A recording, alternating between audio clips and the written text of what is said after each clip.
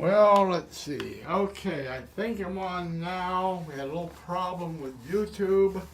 I think I'm on everything. Let me double check with the Zoom. The Zoom is working. Because you wanted to zoom in? Yeah, okay, I get one. Okay, well, welcome to my first attempt at doing a live stream with some new lights and a new sound system. I don't know how well this is coming out. I would like to look for feedback. I'm watching the chat line on YouTube, and I don't know if I'm on the chat line on Facebook, and I don't know if I'm on the chat line of Twitch, but let's see how far this gets. For about 26 years, I've had the wonderful hobby of sewing. Now, I got into it in a very unique way, and we'll talk about that later on. I love to make my own clothing. You can see an outfit that I made a while ago, fairly colorful jacket and colorful shorts, made out of scraps of fabric left over from other projects. It's interesting, with this is fairly well advanced, fairly recently. You notice you can barely see the pockets. They kind of blend in with everything else. But there are two pockets here. The shorts have pockets in the front, but none of my shorts have hip pockets because hip pockets are pickpocket pockets. Now let me just check the chat line.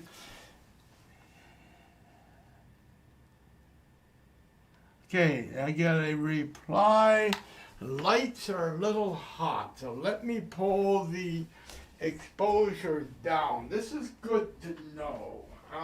Let's see now. So what we gotta do is go kerplunk, kerplunk. Okay, let's see if that helps. I have to do fixed exposure and fixed focusing. Autofocus and auto exposure don't do well when you're running a DSLR camera in video operation. Most of the time, even professional videographers will try to run as much as possible manually because they have much more control. Yesterday's attempt at doing this podcast was a disaster because the camera was in auto exposure and autofocus, and the autofocus was keeping twitching back and forth. And now I've got a tighter iris, but manual focus to about a yard ahead in front of the rack right here. So we'll see how far that goes. Okay, as I was saying, this shirt is all leftover fabrics from other projects. The same with the shorts. So the shorts, let me tuck this in so you can see the shorts. The shorts was originally made as a bathing suit. I did do a live stream making the shorts. However, at that time, the audio was terrible. I was using the built-in microphone on the laptop camera, and that was a mistake. Right now, I've got two Rode shotgun microphones on the other side of the room behind the sewing machine. I thought of using a lavalier microphone, but that won't work because the electronics in the sewing machine interfere with it. So I have to use room microphones. I've got to turn the thermostat all the way down, and bear in mind that anything in the room will be picked up by the microphones. But at least they are shotgun mics, which means they should have a little bit of directionality. So, getting back on track, I started this project as a bathing suit, and I debuted it while swimming at the Taylor Dock here in Bellingham. And People like them, and I noticed one of the fabrics, so I had to sew over it, one of the fabrics started to tear. Some of these drapery fabrics I'm learning are extremely fragile. They will be okay for a shirt, like this fabric here. The white fabric here is very fragile, but they don't do well for a bathing suit. So, anyhow, let's go back to the beginning of my sewing career. If I can find it, let's see, where did I do them? Okay, right here. This plain, ordinary green shirt, a dark green shirt. I see another comment. Okay, well, let's see, that's good. So, this shirt is is 25 years old. Let me check one more thing. Shirt's about 25 years old. It was the very first piece of clothing that I made after making my clear plastic raincoats, which I'll talk about later. This is 1995 when I made this shirt, okay? Let me do this. I'm going to try an experiment. I have to go over to the computer and make a change. Let's see. Do that, and I got to check one thing. I think I might be having a little problem here. Bear with me for a minute. Okay, anything that, okay. Okay, how about that? Okay, there I am there. I see no comments there either, so let's see. Okay, now you see two images, okay? One of them is the main camera, one is a small camera aimed at my side. That's a poor camera. You can see the image is not great, but at least you can see my back and my front at the same time. So this shirt made it 26 years ago, and it still looks like new. I do wear it. I wear it on a few occasions. And here in Bellingham, I will be walking down the street wearing this shirt, and people will come up to me and say, did you just buy that at Sears, or did you just buy it at Nordstrom's, or whatever? And I say, come on, this is 26 years old. I made it as my very first shirt. It looked close to be a few mistakes, but evidently it must pass muster. It must pass inspection because people think that it looks nicer than store-bought clothing that we have now. So anyhow, this was the very first shirt I made. Now moving along, let's see. Actually, I think I have the very first pair of pants I made. Hold on a minute. I forgot to bring those out.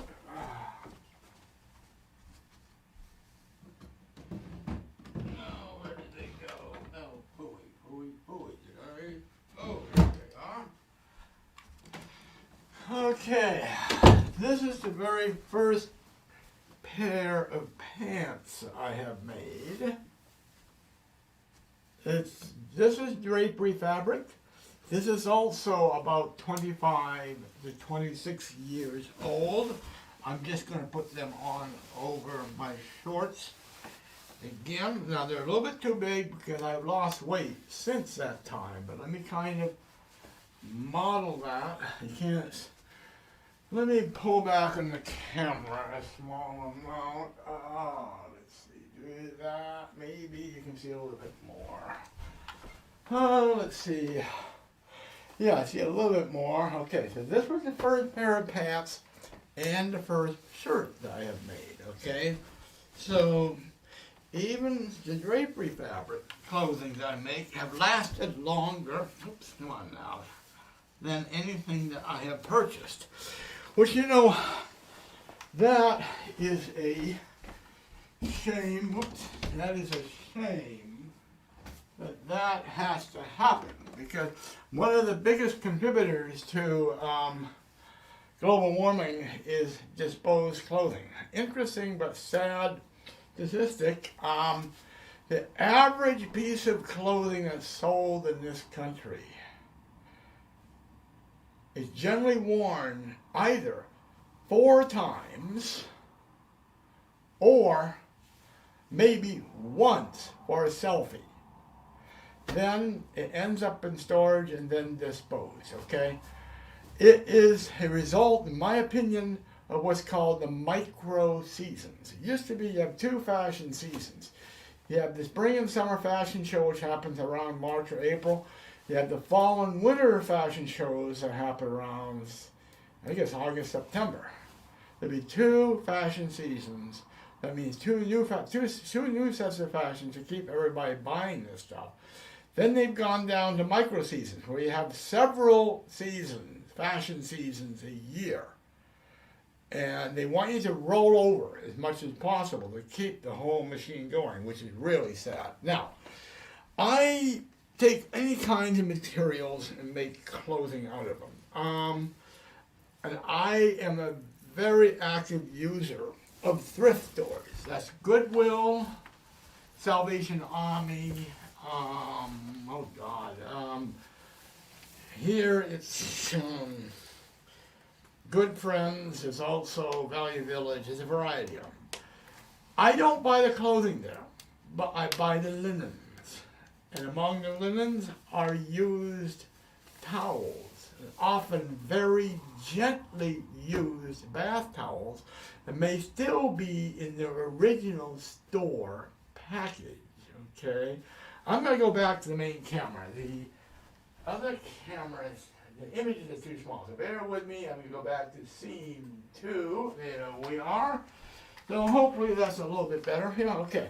As I was saying, the linens in your thrift stores are surprisingly in good condition. You have like tablecloths. Now, this fabric here and the green fabric here came from tablecloths. And I think here's what I think happens.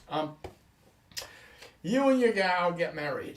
You have a big wedding, and everybody and their uncle come over, and you get wedding gifts. Big, huge piles of elegantly wrapped wedding gifts, okay? And among those gifts are things that you may use only once or twice. Then you put them off in storage, and eventually, when all the excitement's died down, you give them to your Goodwill store. And I have seen tablecloths in their original store wrappings. I've also seen what are called runners. A runner is a piece of fabric that's about this wide, about that long. Let's see if I have one among the junk I've got here. Maybe not, but they're fairly thin and long, but they're used to cover. Oh, wait a minute. Would this be one? Yeah, what's this here? Yeah, this is a runner. It's part of a runner, okay? I've already used part of it. This would go on top of a very fine piece of furniture, your dresser or your side table in your dining room, whatever. But generally, and sometimes in a thrift store, I'll find one of these in their original store package, which means they've never been used. So I'd put it through their laundry once to get it pre-shrunk, and I'll start using it. So on this shirt, these 2 pieces here came from Runners. It's a local Goodwill, a local thrift store. I'll go to the fabric stores, but it's becoming to the point that I can get a lot of creativity by scrounging the local thrift stores. And here in Bellingham, we only have one really decent fabric store, and that's called, it's Rag Finery. It's the name of a nonprofit that sells fabrics, but they also teach sewing. They work with the local state employment agency, which is called WorkSource, for employment training. So you get laid off, you get trained for a new job, and they train people to do sewing. So anyhow, here's a matching jacket. The jacket I'm wearing and the shorts are all made from towels, a variety of bath and hand and dish towels, which were in remarkably good condition. and sold for pennies on the new dollar at Goodwill, Salvation Army, and other thrift stores. And now they're hard to work with. This material is very hard on the sewing machine, but But I was able to get it together, and this is worn quite well. I made this over a year ago, and it's worn. I wear it quite often, especially in the wintertime. It's great for bicycling in cold weather. I put my rain jacket over it, and I'm all set. So that's an example of the creativity. Is making clothing out of material you would never think of for clothing. And it's kind of nice and soft and warm and cozy. So, let's see, you take that off, those aside. Now, let's see, now here is another example of a shirt that I made recently. The white fabric here, this is all tablecloth material, brand new, original store wrapping for like $3 at Goodwill. Here, right here, and here. The green sleeves came from a green bedspread, also in original store wrappings at Goodwill. So, pennies on the dollar for new fabric. Let me just check something. Okay, so far that one's working. So far we got, what do we got going here? Let me check one thing. Okay, that's that. Let me come over here. All right, everything looks fine there. So the computer seems to be working fine. Nothing smoking, nothing crashing. No. Anyhow, so tablecloth, bedspread on the back of this thing.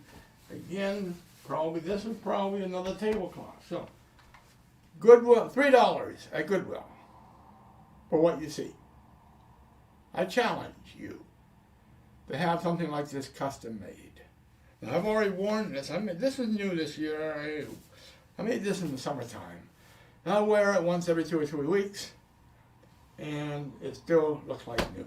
This whole thing about wearing clothing only 4 times and throwing away is what I totally and completely miffed that.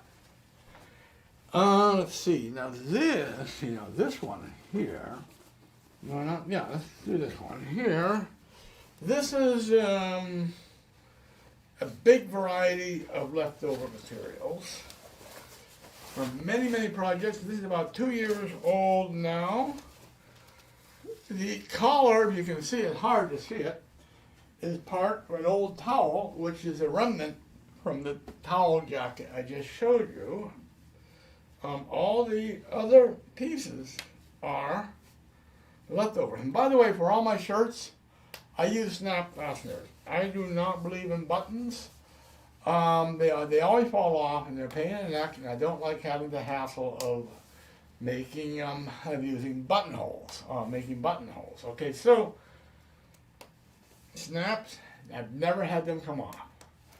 Okay, very rarely, maybe if I did put them on right. There you go. This is all pieces that are mosaic together.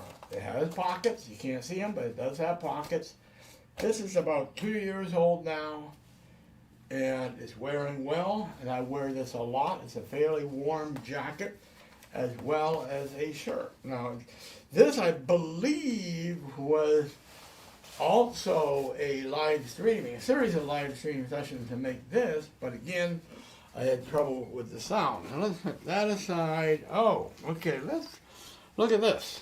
Okay, this, very humble compared to what I'm wearing now. Let me put it on. I can over that. Okay, it's a blue shirt with green trim. Let me leave this on. Let's see.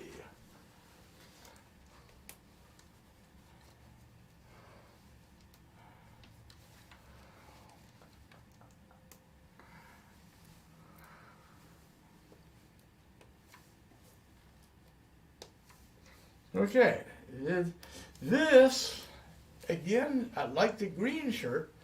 This is about 25 to 26 years old.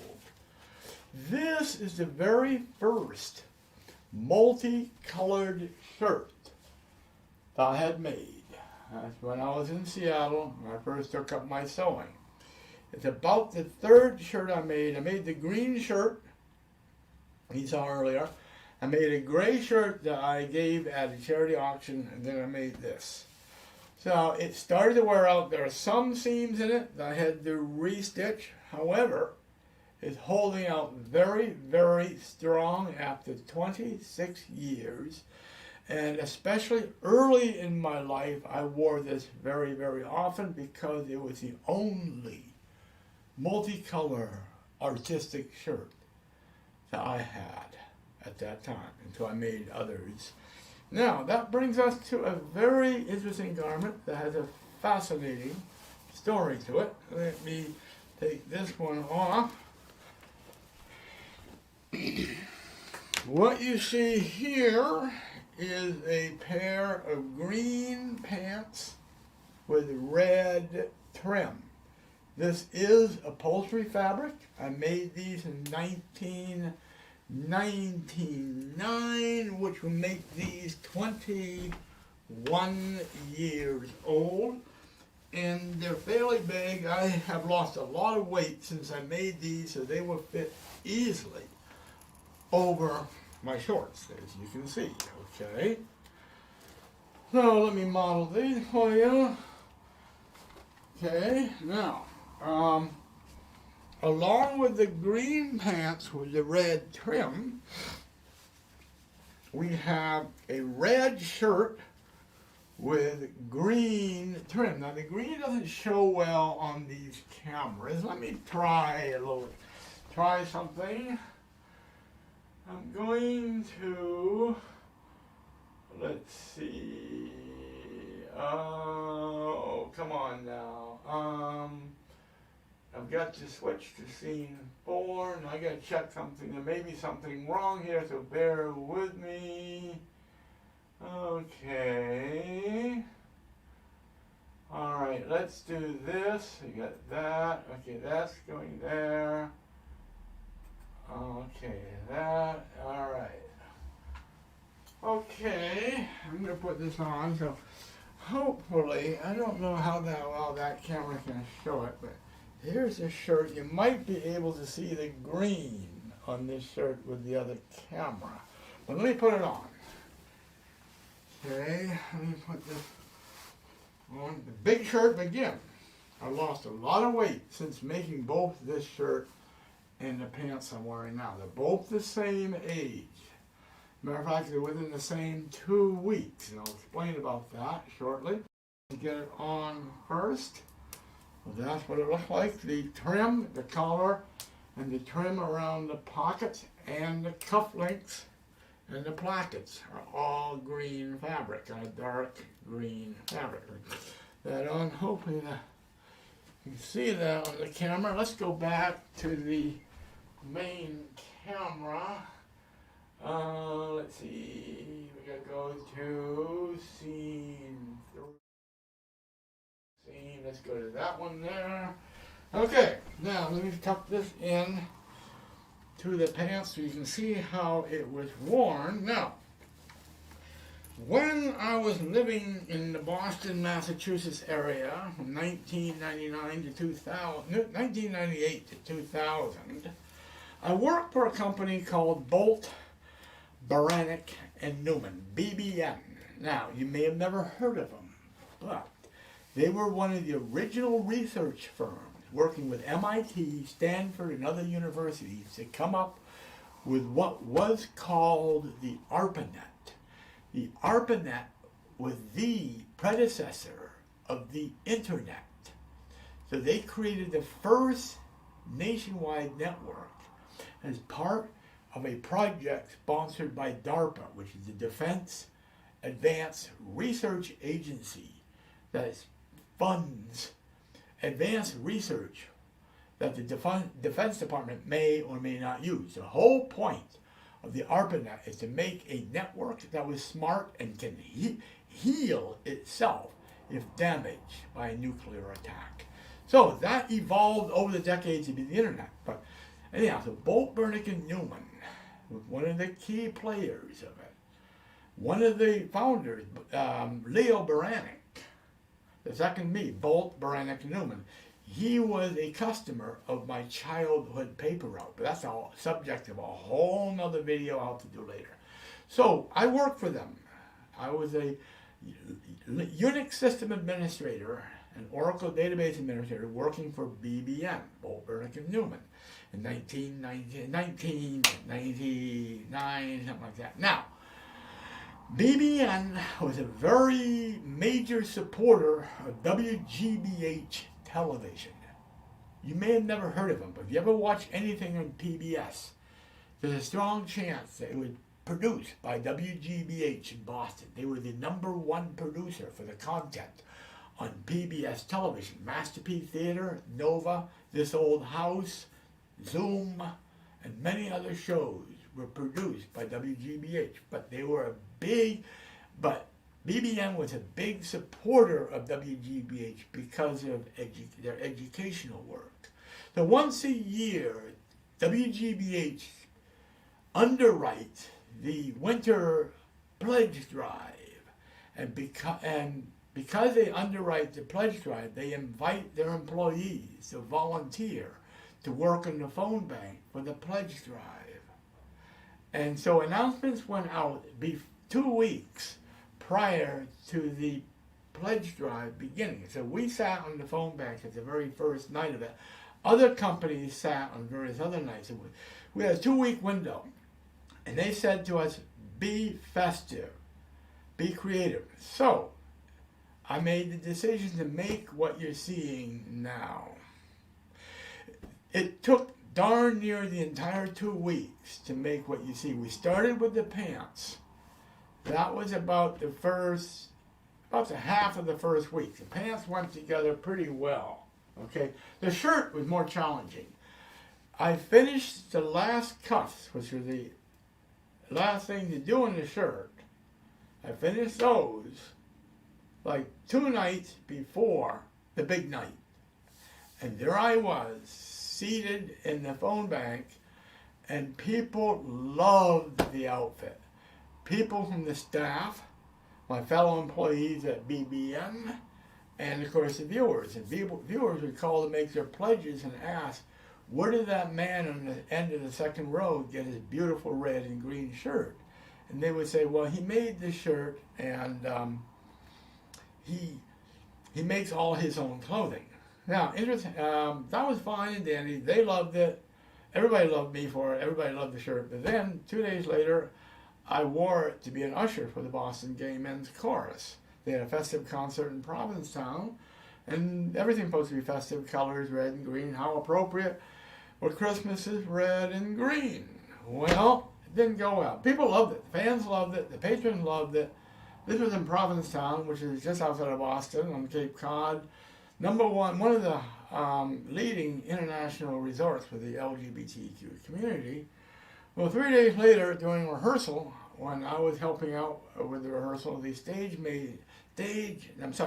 house manager, who was in charge of all the ushers and the tickets and all that stuff, he chewed me out in public, mind you, in a church hallway with his people coming in and out and everything else.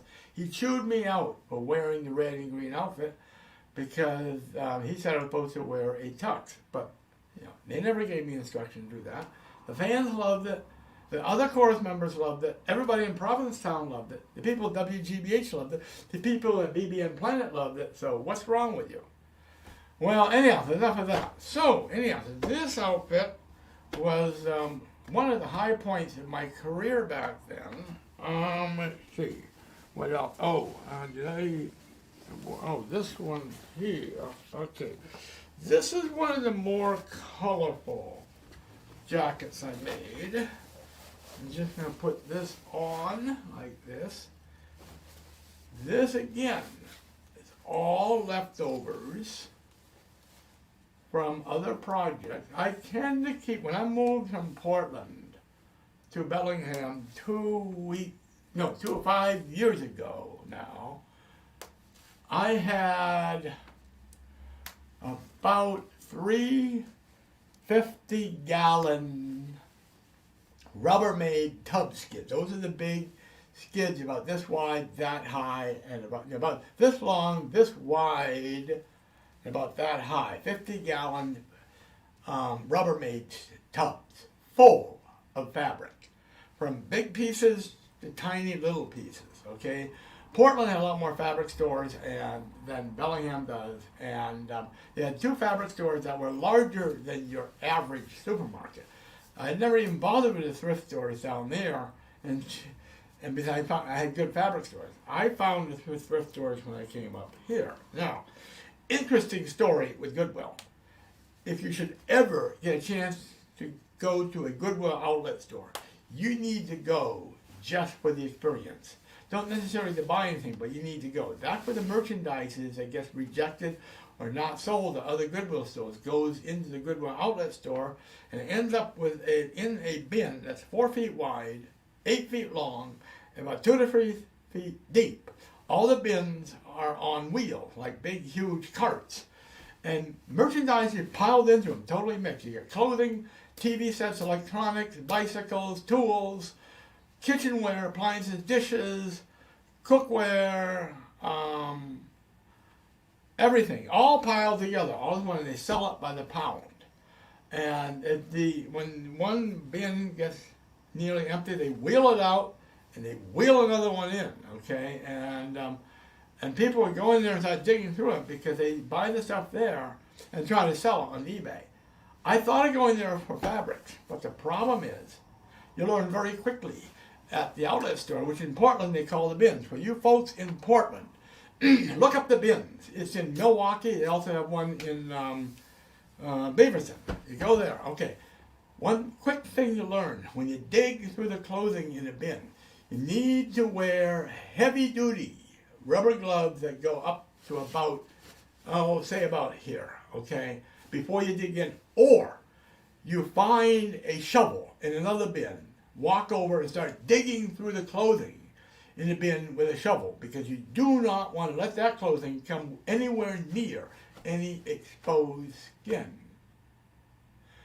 And the reason why, and I'll put it very simply, I don't want to go into the details because it's too gross.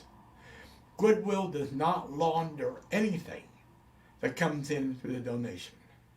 If it's a really, really fine piece of clothing in excellent condition, they might have it done by the cleaners. But other than that, it just goes right straight from the donation box to the rack, or the donation box to the bins at the outlet store. And interesting things end up in the clothing. So let's leave it at that. So I had a lot of fabric from fabric stores in Portland I brought up, but here I find stuff at the Goodwill store. So a combination of my leftover stock from Portland, Goodwill stores, and ordering online, which by the way is extremely risky, but you can't feel it as you see it. Now, anyhow, so that was kind of the main part of the career, but let's talk about where it all started. Let me come over here. When I was a child, we had a neighbor whose furniture was covered in clear plastic slipcovers. And immediately I knew I wanted one not for my furniture, but for myself, to let my beauty shine in the rain. When I was a teenager, I guess it was about that time. No, I was in college. I didn't dare to do this anywhere near home. When I was in college, I went to the Jordan Marsh store in Boston, which is now Macy's. Of course, Macy's ruined it, but that's a whole nother video's worth of dissertation to talk about that. I bought a clear plastic slipcover, similar to this, which, by the way, I got for free at a Goodwill store. And I thought of trying to make a raincoat out of it, but remember, I didn't know how to sew, so I didn't know how to do anything, so this is what I did for my very first homemade garment. I'm going to take the glasses off, because I don't want to break them. Hold on.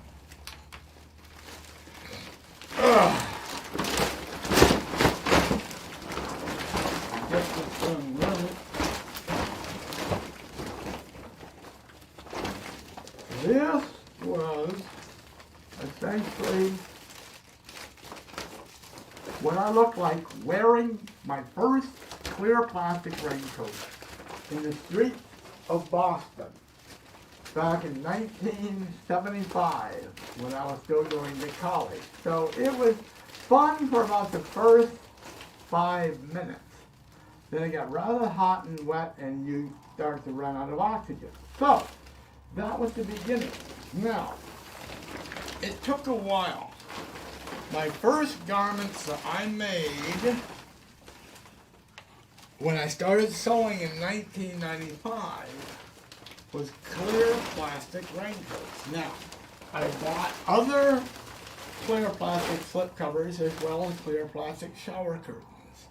It took me 5 or 6 raincoats before I had one that I'd be willing to wear in public, because there was lots of mistakes, missed stitches, stuff like that.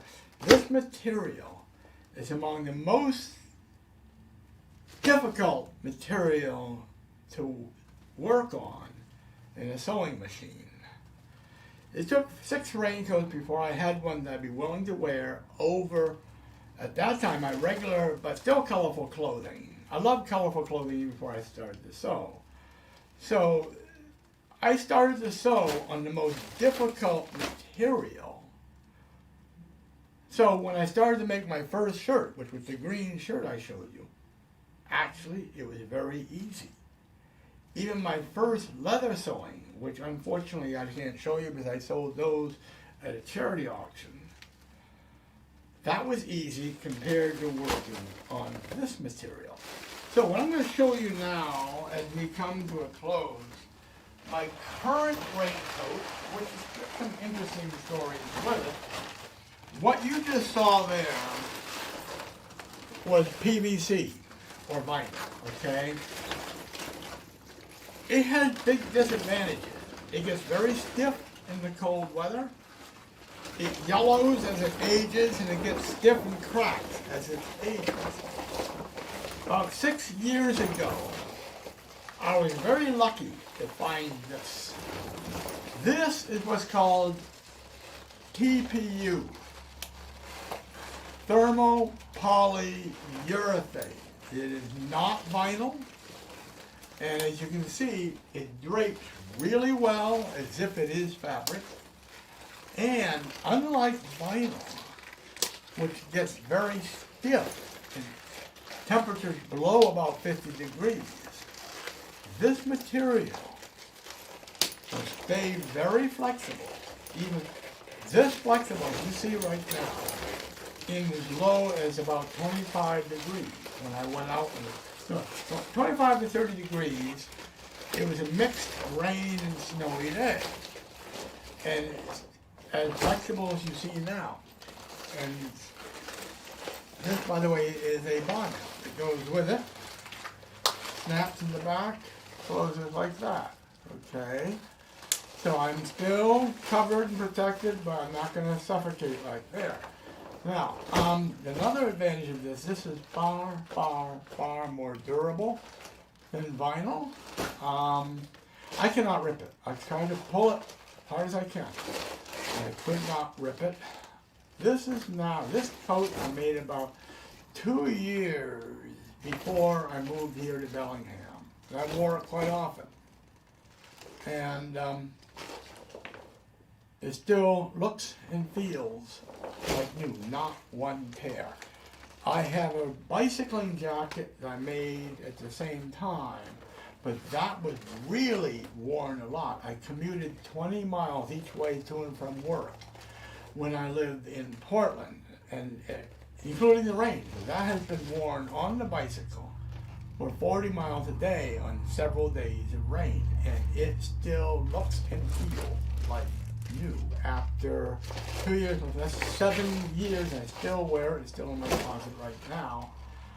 A vinyl jacket would not last 1 year. I've had vinyl jackets fail after 1 year.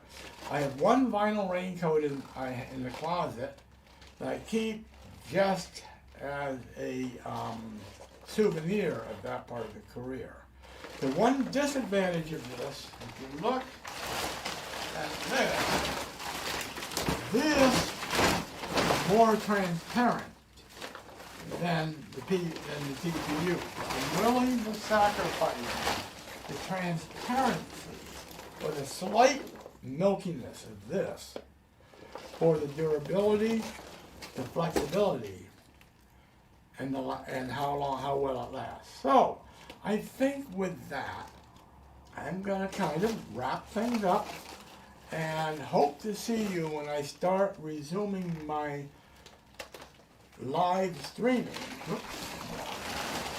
Resume my live streaming of my sewing, which now I think with this sound equipment, it should help, because I've had a lot of trouble with sound in my previous live streams, and I'm hoping this setup will help. So if you want, I'm going to leave the stream going for a while and make comments if you wish, or send me email, Allyn, A-L-L-Y-N, at WELL.com, or find me on Facebook or YouTube and leave me comments, because I want to hear what you think of this video, especially of the sound. The sound is a critical thing, because people could not understand what I was saying when I did the podcast in the past, because all I was using was a cheap camera, a microphone on the laptop. Now I've got the two shotgun mics, a mixer, and a whole decent audio setup. Hopefully this means that the sound is going to be a lot better. So, as I love to let my beauty shine in the rain, I love you all. Hope to see you next time.